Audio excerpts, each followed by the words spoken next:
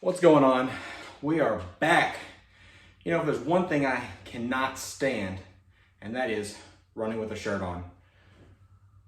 Just finished this 1.25 mile run. So what I did was I would run a quarter mile, walk a quarter mile, run a quarter mile, walk a quarter mile. But focus on technique and speed for that technique every quarter mile. And then whenever I would walk, I would like focus on, you know, where do I feel like I need to improve? Am I kicking back far enough? Are my shins, knees, ankles, am I cramping? Are any of these things, you know, not feeling right in the run? And honestly, my shins were kind of feeling it. I don't think I'm kicking back far enough during my running, like kicking my leg back far enough or quick enough or something. I don't know, because I'm getting shin splints. And then I noticed whenever I would focus on kicking my heels back towards my butt, it would go away. Because there at the end, I was running super fast for me. So let's get down to it. I ran 1.27 miles total, and I'm not counting the distances that I walked. So I probably walked about the same distance because I'm doing intervals, equal distance intervals. And I averaged out to just under 9 minutes per mile for that 1.25 or 1.27. I'm gonna count that extra 0.02. It's a good run. I think tomorrow I'm gonna do like a good ice cold contrast bath because training is starting to build up, and this week is gonna be a heavy week. Not a lot of training sessions like before, like the last 2 weeks, but I have jumped up my distances and intensity a lot for these weeks, or for these workouts these weeks. So that being said, I gotta go meal prep for the rest of this week for all these training sessions. I'll catch you guys tomorrow. Stay tuned. Tonight's training, bubble bath. Gonna do just a nice hot bath, try and relax, help with recovery. Like I was saying, the past couple weeks of training is really starting to catch up with me. Then when I get done with this, I'm gonna do some foam rolling, which you'll see now.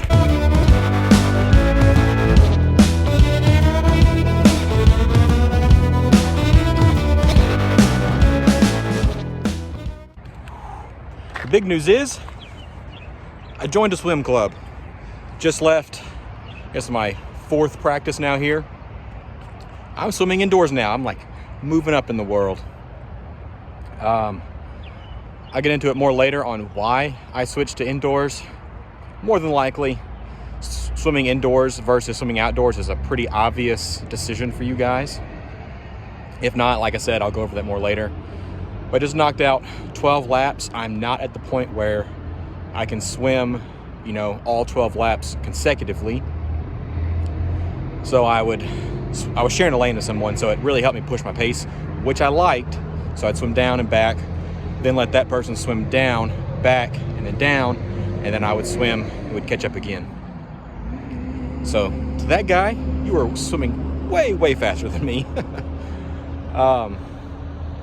Successful swimming session, feeling so much better. Really got to work on my breathing technique.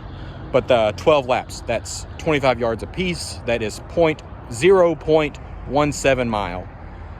Not a lot. Not a lot for an endurance athlete. Not a lot for an endurance athlete. I'll catch you guys up on it more later today. I'm planning on doing another swimming session this afternoon, but I gotta go to work. Gotta make that money. I got new shoes. Genuine ostrich. 3 payments. Oh! Wait, what? I'm just goofing. New boot goofing. Oh! Check them out. For those of you that don't know or are not familiar, these are cycling shoes. And that little yellow triangle piece right there, that clips on, actually it clips on to the pedals of my bike. I've got special pedals on there that came with the bike. Someone gave me the clips, and then I just bought the shoes. These are my first cycling shoes. I've gotten to use someone else's before, and I really liked it, and I heard that it makes a huge difference in speed and efficiency. So I was like, well, let's get them. Plus they're this cool red color. You know, red bicycle, red shoes. I don't know if you're catching like pattern going on here. Actually, my everyday shoes are also red. My running shoes are red. Got a lot of red going on. Without much further ado, I'm excited to give these a try. Let's get changed, go hit the road. So I don't think I properly explained what was going on with the cleats. So before I get started with the ride, I'm practicing a little bit, taking the cleat in and out of the clip, because like you slide your foot down into the pedal and it clips your foot in. And then to take your foot out, you twist your foot sideways and your foot detaches from the pedal. You use the pedal, or the clip in the pedal, so that whenever you push down, you know, you pedal normal because you're pushing down on the pedal, and that gives you force to make your bike move forward. But because now you're attached to the pedal, whenever you pull up, you're also pulling the pedal up. So you're constantly getting that motion of pushing and pulling the pedal instead of only pushing the pedal down, if that makes sense. But I'll go ahead and tell you, I almost wrecked right like trying to record this because I could not get my foot out of the pedal. So please don't do this. Don't get clips and pedals and shoes and then try to record a video on your very first try and ride down the street, even slowly, because if you got to make a stop really fast, I've heard tons of people say that they completely just ate pavement because they couldn't get their foot unstuck. All right, time to get on this ride. Oh, just finished up the bike ride. I'd say it's relatively successful wearing the new cleats. I go over, I'm super out of breath. I'll catch you guys up on how that bike ride went right after this, because I gotta go. Having a date night with my wife, and then we get home. We're doing some shoulder work. I've been having some trouble out of this part of my neck, my trap, and then my shoulder itself has been feeling a little odd. Not like too bad, and usually not painful, but I remember a year or two, like 2 years ago now, I did a ton of this and actually had my shoulder feeling, you know, back to normal, feeling good. So, doing some lightweight work, and this is gonna finish up tonight's workout. Do a few sets of these. I like to go ahead and do it on both arms. It's be a good time to go over the bike ride.